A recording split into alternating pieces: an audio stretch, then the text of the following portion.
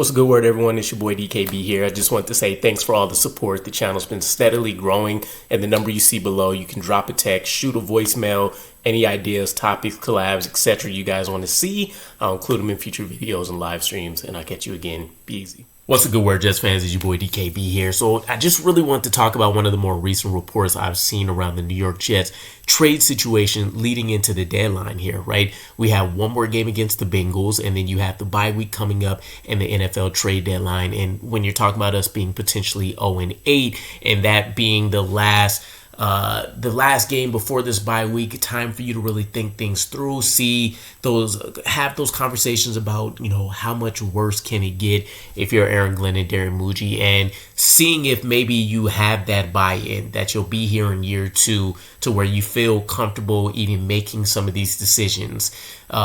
It's interesting, right? I'm curious what'll happen. We have the other reports about us being buyers, but the reason I'm talking about this is because per CBS Jonathan Jones, he has some interesting comments. He says, you have to start in Gotham and the winless Jets. The NFL's only 0-7 team.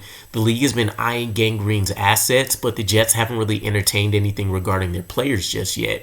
One source said the team has been stubborn with their asking prices.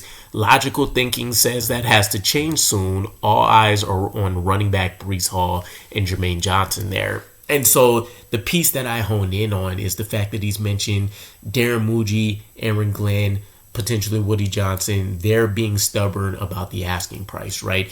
So for one, not that these guys are off limits or that they're not open. And I would say in both cases, unfortunately, it's not a surprise for that, but more so a reinforcement, which is important. But two, these guys can be had for the right price, right?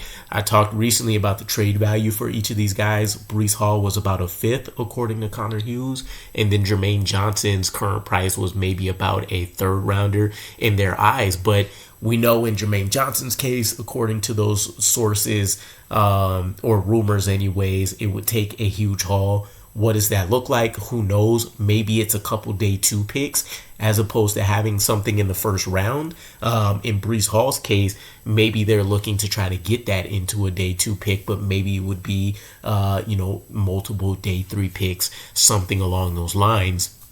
In any situation, especially anything offensively, it'd be a damaging blow. I think defensively, because it's Jermaine Johnson, it's also going to be extremely damaging because he's one of the rare energy infusions that you get on that side of the ball right now, and especially one that is seemed to acclimate the best right out of the gate to Steve Wilkes' scheme. Granted, we have to work through the injury and all that kind of stuff with him.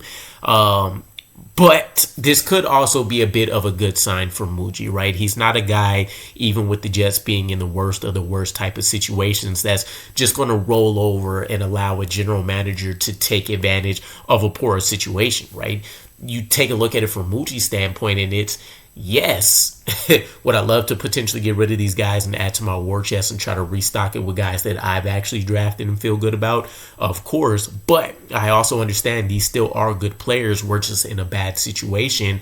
I'm not going to take pennies on a dollar just so you can try to put yourself in an advantageous situation, which sets me up to have a precedent where other GMs feel like they can pull and have these same kind of leverage situations. I think it's a smart tactic. I think it's the right move to have in place, right? Let these other GMs know it's, hey, you can have a bidding war and we'll figure out what we want to do with compensatory pick formula stuff, or it's you meet my asking price, or we both have a lose-lose type situation, or technically a win-win where we both feel good about it and we, make the most of it that way. I would feel much better about that, right? Now, you can argue, again, the 3 trades he pulls off that we keep talking about so far, they feel like ones where in the early portions we're probably winning those battles, right?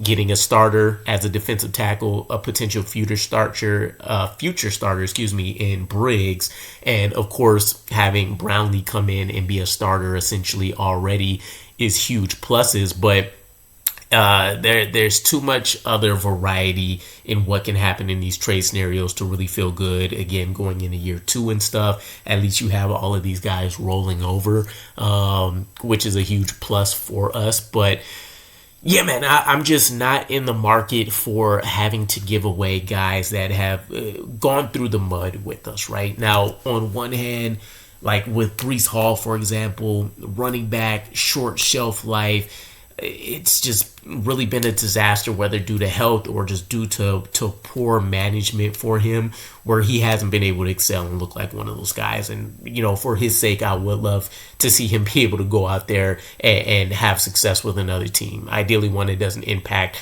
our playoff odds whenever that could occur for us, right? But on the other token, these are guys that, much like Garrett Wilson's sentiments, I would love to see find that light at the end of the tunnel with us if and when we can get this ship righted, and they're along for that journey. And maybe it only leads to playoff wins or just a playoff exposure in general, or maybe in the wildest event it leads to a Super Bowl at some point. But these are guys that deserve to win one way or the other. But all of that, it goes to the win, right? When it comes to the New York Jets and how you manage things as a whole, you have to be cold. You have to be calculated when you're talking about the standpoint of operating from a rebuild, operating from a 0-7 position, operating from the fact that you understand you don't have unlimited resources to just go out and throw next year and say, well, we can sign an entire free agency class that'll address a lot of our starting and backup roles.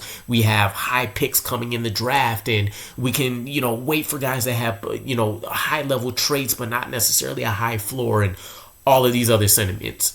Everything that you're doing right now has to be with the goal set in mind, as Aaron Glenn has pointed out, of how does this equate to wins right now and, of course, throughout the long term. So we'll see how those things balance out. But let me know what you guys think. Can we afford to be stubborn? Should we be selling the whole barn and just getting what we can and hoping to make the most of it? Or do you feel like this is the right approach for us? And I'll catch you guys again. Peace.